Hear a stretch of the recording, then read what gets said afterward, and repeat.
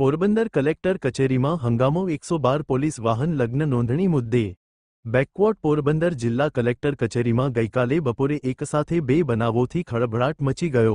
112 police વાનની ફરજમાં અડચણ અને આંતરધર્મીય લગ્ન નોંધણી મુદ્દે થયેલી મારામારી મામલે કમલાબાગ પોલીસે વકીલ સહિત 9 લોકો સામે બે અલગ ફરિયાદ નોંધી છે।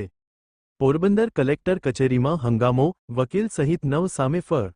બેકવોર્ડ પોરબંદર જિલ્લા કલેક્ટર કચેરી સેવા સદન 1 ખાતે બુધવારે તારીખ 13 ઓગસ્ટ 2026ના રોજ બપોરે 4:30 વાગ્યાથી સવારે 4:45 વાગ્યાની વચ્ચે બે અલગ અલગ બનાવ બન્યા, જેને લઈને કમલાબાગ પોલીસે બીએનએસ અને SC/ST એક્ટ હેઠળ ગુનો નોંધ્યો છે। ઉદ્યોગનગર પોલીસ સ્ટેશનના કર્મચારી અવિનભાઈ નારણભાઈ વાઢેણે ફરિયાદ નોંધાવી। ફરિયાદ મુજબ તેઓ 112 જનરક્ષક પોલીસ વાનમાં ફરજ પર હતા।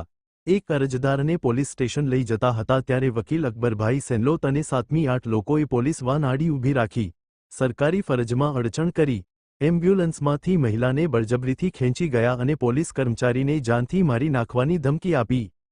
શીતળા ચોકના ધીરજભાઈ પરમારે ફરિયાદ નોંધાવી। ધીરજભાઈની બહેનનો મુસ્લિમ યુવક સાથે પ્રેમસંબંધ હતો। લગ્ન નોંધાવવા આવ્યા ત્યારે વકીલ અકબરભાઈ સેનલોત સહિત 8 લોકોએ તેમને માર્યો, જાતિ પ્રત્યે અપમાનિત કર્યા, જાનથી મારી નાખવાની ધમકી આપી અને બળજબરીથી 112 વાનમાં બેસાડી ગયા।